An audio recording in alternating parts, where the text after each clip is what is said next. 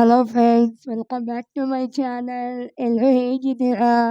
ನಾವಂತೂ ತುಂಬ ಚೆನ್ನಾಗಿದ್ದೀವಿ. ಇವತ್ತಿನ ರೆಸಿಪಿ ಬಂದು ಆಲ್ರೆಡಿ ತಮ್ಲೈನ್ ನೋಡಿರ್ತೀರಾ. ಟೊಮೆಟೊ ಚಟ್ನಿ ಯಾವ ಥರ ಮಾಡೋದು, ನಾವು ನಮ್ಮನೇಲಿ ಯಾವ ಥರ ಸ್ಪೆಷಲಾಗಿ ಮಾಡ್ತೀವಿ ಅನ್ನೋದನ್ನು ಈ ಮುಖಾಂತರ ನಿಮಗೆ ತಿಳಿಸ್ಕೊಡ್ತಾ ಇದ್ದೀನಿ. ನೀವು ಟ್ರೈ ಮಾಡಿ ಫ್ರೆಂಡ್ಸ್. ಇಲ್ಲಿ ಬಂದುಬಿಟ್ಟು ಒಂದು 4 ಟೊಮೆಟೊನ ನೀಟಾಗಿ ಸಣ್ಣದಾಗಿ ಹಚ್ಚಿಟ್ಕೊಳ್ಳಿ ಮೀಡಿಯಮಾಗಿ. ಒಂದು ಎಸಳು ಬೆಳ್ಳುಳ್ಳಿ ಮತ್ತು ಒಂದು ಬ್ಯಾಡಗಿ ಮೆಣಸಿನ್ಕಾಯಿ, ಸ್ವಲ್ಪ ಕರಿಬೇವು, 4 ಹಸಿಮೆಣಸಿನ್ಕಾಯಿ, ಮತ್ತು ಇದು ಒಗ್ಗರಣೆಗೆ ಸ್ವಲ್ಪ ಜೀರಿಗೆ, ಸ್ವಲ್ಪ ಸಾಸಿವೆ, ಕರಿಬೇವು, ಬ್ಯಾಡಗಿ ಮೆಣಸಿನ್ಕಾಯಿ ಮತ್ತು ಒಂದು ಸ್ವಲ್ಪ ಬೆಳ್ಳುಳ್ಳಿ. ಹಾಗೆ ಇದು ಸ್ವಲ್ಪ ಹುರಿಗಡಲೆ ಮತ್ತು ಜೀರಿಗೆ ಮತ್ತು 2 ಕಾಳು ಮೆಣಸು, ಕಡಲೆಬೀಜ, ಆಮೇಲೆ 1 ಟೀ ಸ್ಪೂನ್ ಉದ್ದಿನಬೇಳೆ ಮತ್ತು ಕಡಲೆಬೇಳೆ, ಸ್ವಲ್ಪ ಪುದೀನ ಮತ್ತು ಸ್ವಲ್ಪ ಕೊತ್ತಂಬರಿ ಇಷ್ಟನ್ನು ಸೇರಿಸಿ ಎತ್ತಿಟ್ಕೊಂಡ್ಮೇಲೆ ಸ್ವಲ್ಪ ಎಣ್ಣೆ, ರುಚಿಗೆ ತಕ್ಕಷ್ಟು ಉಪ್ಪು ಮತ್ತು 3ರಿಂದ 4 ಟೇಬಲ್ ಸ್ಪೂನ್ ಆಗುವಷ್ಟು ಎಣ್ಣೆ.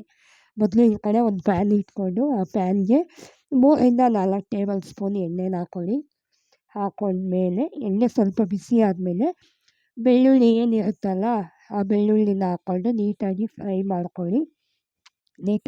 ಮಾಡಿಕೊಂಡು ಹಸಿ ವಾಸನೆ ಸ್ವಲ್ಪ ಹೋದ್ಮೇಲೆ ಹಸಿಮೆಣ್ಸಿನ್ಕಾಯಿ 4 ಹಸಿಮೆಣ್ಸಿನ್ಕಾಯಿ ಸಾಕಾಗುತ್ತೆ. ಜಾಸ್ತಿ ಖಾರ ಆದರೆ ಚೆನ್ನಾಗಿರಲ್ಲ ಅಲ್ವಾ. ಖಾರ ತಿನ್ನೋರು ಇರ್ತಾರೆ, ತಿನ್ನದೇ ಇರೋರು ಇರ್ತಾರೆ, ಅದಕ್ಕೋಸ್ಕರ ನೋಡ್ಕೊಂಡು ಹಾಕ್ಕೊಳ್ಳಿ.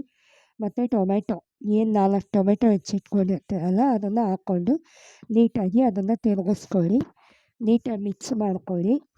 ಅದನ್ನು ಸ್ವಲ್ಪ ಮಿಕ್ಸ್ ಮಾಡ್ಕೊಂಡ ನಂತರ 1ರಿಂದ 1.5 ಚಮಚ ಆಗೋಷ್ಟು ಉಪ್ಪನ್ನು ಹಾಕ್ಕೊಳ್ಳಿ. ಉಪ್ಪನ್ನು ಹಾಕೊಳ್ಳೋದ್ರಿಂದ ಬೇಗ ಟೊಮೆಟೊ ಬೇಯುತ್ತೆ ಮತ್ತು ಚೆನ್ನಾಗಿ ರೋಸ್ಟ್ ಆಗುತ್ತೆ. ಅದಕ್ಕೋಸ್ಕರ ಬೇಗ ಬೇಯಲಿ ಅಂತ ಉಪ್ಪನ್ನು ಸೇರಿಸ್ಕೊತೀವಿ. ನೋಡಿ, ನೀವೇ ನೋಡ್ತಾ ಇರ್ಬೋದು ಆದಷ್ಟು ನೀರು ಬಿಟ್ಕೊತಾ ಇದೆ ಟೊಮೆಟೊ. ಮತ್ತು ಅದಕ್ಕೆ ಒಂದು ಬ್ಯಾಡಗಿ ಮೆಣಸಿನ್ಕಾಯಿ, ಸ್ವಲ್ಪ ಕರಿಬೇವು ಇಷ್ಟನ್ನು ಹಾಕ್ಕೊಂಡು ನೀಟಾಗಿ ಅದನ್ನು ಮತ್ತೆ ಚೆನ್ನಾಗಿ ಮಿಕ್ಸ್ ಮಾಡ್ಕೊಳ್ಳಿ. ಟೊಮೆಟೊ ಫುಲ್ಲು ಸ್ಮ್ಯಾಶ್ ಆಗಬೇಕು, ಆ ಥರ ಮಿಕ್ಸ್ ಮಾಡ್ಕೊಳ್ಳಿ. ಮತ್ತು ಅದಕ್ಕೆ ಉದ್ದಿನಬೇಳೆ, ಕಡಲೆಬೇಳೆ ಎರಡನ್ನೂ ಒಂದೊಂದು ಟೀ ಸ್ಪೂನ್ ಹಾಕ್ಕೊಂಡು ಅದನ್ನು ಮತ್ತೆ ನೀಟಾಗಿ ಮಿಕ್ಸ್ ಮಾಡ್ಕೊಂಡ ನಂತರ ಅದಕ್ಕೆ ಸ್ವಲ್ಪ 2 ಕಾಳು ಮೆಣಸು, ಜಾಸ್ತಿ ಬೇಡ, 2 ಕಾಳು ಮೆಣಸು ಸಾಕು, ಸ್ವಲ್ಪ ಜೀರಿಗೆ, ಅದನ್ನು ಹಾಕ್ಕೊಂಡು ನೀಟಾಗಿ ಅದನ್ನು ಮಿಕ್ಸ್ ಮಾಡ್ಕೋಬೇಕು. ಪದೇ ಪದೇ ಮಿಕ್ಸ್ ಮಾಡ್ಕೊಂಡಷ್ಟು ಚೆನ್ನಾಗಿ ಬರುತ್ತೆ ಟೊಮೆಟೊ ಗೊಜ್ಜು.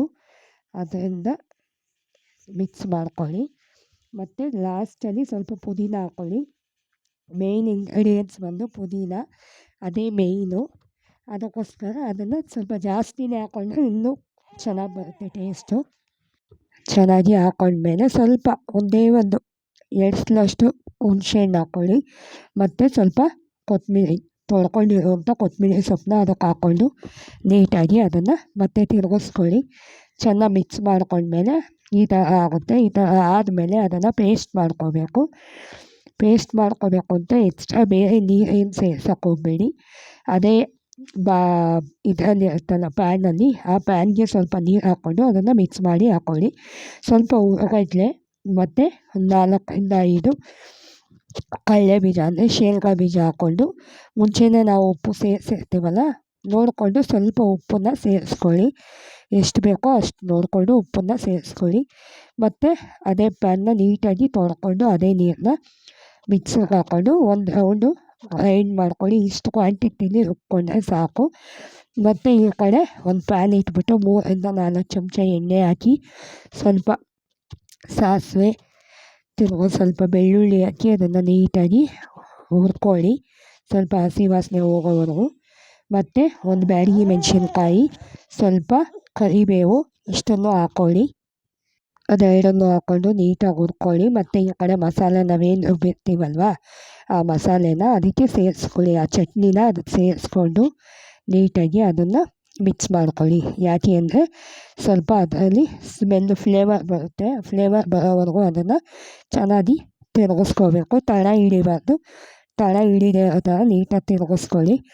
ಮತ್ತು ನಾವು ವೇಸ್ಟ್ ಮಾಡೋದು ಬೇಡ ಅಲ್ವಾ, ಅದರಿಂದ ಎಲ್ಲ ನೀಟಾಗಿ ಮಿಕ್ಸಿಲಿ ಅದನ್ನೆಲ್ಲ ನೀಟಾಗಿ ಅದಕ್ಕೆ ಹಾಕ್ಕೊಂಡು ಅದೇ ಮಿಕ್ಸಿ ಜಾರ್ಗೆ ಸ್ವಲ್ಪ ನೀರು ಸೇರಿಸ್ಕೊಂಡು ಆ ನೀರನ್ನ ಅದಕ್ಕೆ ಹಾಕ್ಕೊಳ್ಳಿ. ಜಾಸ್ತಿ ನೀರು ಹಾಕ್ಕೊಂಡ್ರೆ ಅದು ಚಟ್ನಿ ಅಂತ ಅನ್ಸ್ಕೊಳ್ಳಲ್ಲ, ಸಾಂಬಾರು ಅನಿಸುತ್ತೆ. ನೋಡಿಕೊಂಡು ಅದಕ್ಕೆ ನೀರು ಹಾಕ್ಕೊಳ್ಳಿ.